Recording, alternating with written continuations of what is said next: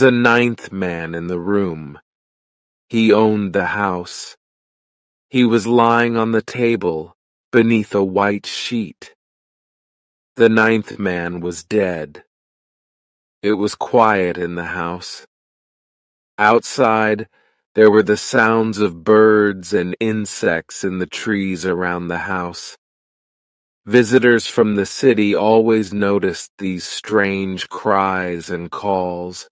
But the men in the room took no notice of these sounds. They heard them every day. 7 of the men were farmers and woodsmen. They worked in the fields and forests every day of the year. The skin on their faces had been burned by the sun and the wind. They were wearing hats with broad brims. The man with the book did not look like the others. He was not wearing a broad-brimmed hat. His face was smooth, intelligent, and handsome. He looked like an educated, important man. He was a coroner. All of the men were here this evening to do an important job. An inquest was taking place in the room. The men had come to look at the dead body on the table. They had to answer this question. How did this man die? The coroner was reading a diary. It belonged to the dead man. The coroner and the 7 men were waiting for a witness to attend the dead man's inquest. Suddenly, they heard the sound of a horse galloping on the road. Someone was riding quickly toward the house. The horse stopped outside. The door opened and a young man came in. "I'm late. I'm sorry," he said. "We've been waiting for you," said the coroner. "We must finish this job tonight. Hugh Morgan must be buried tomorrow morning. Where have you been?" "I went to the telegraph office and sent a telegram," said the young man. "I've written a report about Hugh Morgan's death. The report will be in the San Francisco newspapers tomorrow. I'm a reporter. I write stories for the newspapers." "You're not here to tell us a newspaper story," said the coroner. "You're here to tell us what happened to Mr. Morgan. You must tell the truth. You must swear that you'll do this." "Yes, I'll tell you the truth," said the young man. "Rut, you might not believe me." "That isn't a good beginning," said the coroner. "Is your newspaper report different from the story that you're going to tell us?" For a moment, the young man had an angry expression on his face. "I've come here to tell you what really happened," he said. "I promise that I'll tell you the truth. Everything that I say to you will be true. You can read what I wrote for the newspaper. These are the true facts. This is what I saw and heard and did. The report isn't fiction." "Let's begin," said the coroner. The men took off their hats. The young man lifted his right hand and began to speak slowly and clearly. "I swear before God, I will tell the truth, the whole truth, and nothing but the truth," he said. "What is your name?" asked the coroner. "William Harker." "Age?" 27. "Did you know the dead man, Hugh Morgan?" "Yes, I did." "Were you with him when he died?" "I was near him." "Tell us what happened," said the coroner. "Why were you with Mr. Morgan, and what did you see?" "I was visiting him," said Harker. "Morgan and I were good friends. I live in San Francisco, but I often came here to stay with Morgan. We hunted birds and animals in the forest, and we caught fish in the rivers. Morgan and I went hunting and fishing together many times." "Tell us what happened on the day that Mr. Morgan died," said the coroner. "We left this house at sunrise," said Harker. "We wanted to hunt quails. We took Morgan's dog with us and we both carried shotguns. Morgan told me, 'There's a field of wild oats over the hill. There are many good large quails there. They'll be good to eat.' So we went to the field. But we found something bigger than quails." "What do you mean?" asked the coroner. "Did you find an animal?" "Yes, or no," said Harker. "I don't know what kind of animal it was, but I saw the oats moving in the field. Something was coming toward us. I couldn't see the animal, but I guessed that it was big." Morgan didn't say anything. He lifted his gun and aimed it at the oats. Harker stopped speaking and looked toward the window. "Please continue, Mr. Harker," said the coroner. "What happened next?" "I pointed at the moving plants," replied Harker. "I said, 'Morgan, if that's a deer, you won't be able to kill it with a shotgun. You'll need a more powerful gunner rifle. But maybe it's something bigger than a deer. It might be a bear or a mountain lion.' But Morgan didn't reply. He just aimed his gun at the oats and stared. I began to be afraid. Our shotguns wouldn't stop an angry bear or a lion.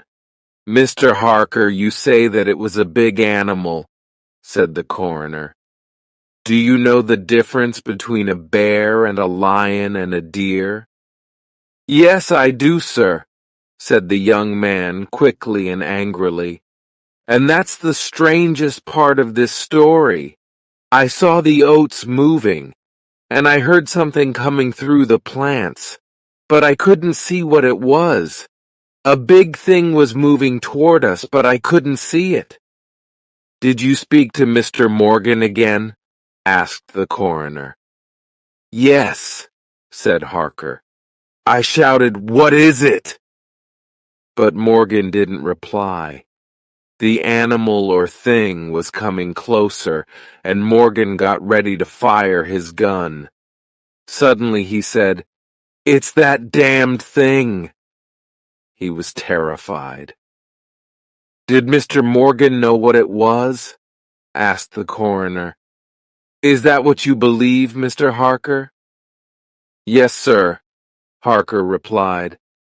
"I believe that Morgan had seen it before. Then he fired his gun and I heard a terrible sound. It was the scream of a wild animal." "And did you fire your gun too?" asked the coroner. "No, I didn't. I couldn't," replied Harker. "The smoke from Morgan's gun was in my eyes. I couldn't see where to aim my own gun." Then suddenly, Morgan dropped his gun and started to run. "He left you?" asked the coroner. "Well, I was surprised," said Harker. "But I didn't have time to think about it. Something knocked me to the ground." "What knocked you down?" asked the coroner. "Well, I didn't see it, but it was soft and heavy. It moved very fast." "And then what happened?" "I heard wild screams near me. They were like the sounds made by dogs who are fighting. Then I saw that Morgan was fighting. He was on the ground. He was fighting for his life." "Fighting what?" asked the coroner. I don't know," said the young man. "I couldn't see anything or anyone, but Morgan was on the ground and there was a strange movement in the air around him. I don't know how to describe it. It seemed as if the fight was happening underwater. Sometimes I couldn't see one of Morgan's hands. Sometimes his head disappeared. Then his whole body moved again. "And did you try to help Mr. Morgan?" asked the coroner. "Of course I did. I ran toward him, but I found him like this." Harker pointed to the dead body on the table. "And where was the animal?" asked the coroner. "I don't know. I only saw the oats moving again. They moved as if there was wind blowing across them. The thing, whatever it was, went into the woods. My friend was dead. I came into town to get a police officer." "Very well," said the coroner. "We'll examine the body." He lifted the white sheet off Morgan's body. Then he removed a handkerchief that was tied around the dead man's head. The handkerchief kept Morgan's mouth closed. The other men looked closely. One of them held the lamp high. Its light shone on the body of the dead man. Hugh Morgan's throat had been torn open. There were many terrible, deep injuries all over his body. His clothes were soaked with blood. "Gentlemen, you've heard Mr. Harker's story," said the coroner. "You've seen Mr. Morgan's body. What shall we write on the death certificate? Did a wild animal kill Mr. Morgan, or was he murdered? We must decide." The 7 men went out of the room and spoke together quietly for 2 or 3 minutes. William Harker turned toward the coroner. "I see that you have Morgan's diary, sir," he said. "Have you read it? Does it tell us anything important?" "I've read it quickly," said the coroner. "No, it doesn't tell us anything about the cause of Mr. Morgan's death." The 7 men came back into the room. One of them stood in front of the coroner and spoke. "We believe that Hugh Morgan was killed by a mountain lion," he said. "Thank you, gentlemen," said the coroner. "Everyone can leave now. Mr. Morgan will be buried in the morning. I'll send for an undertaker." That was the end of the inquest.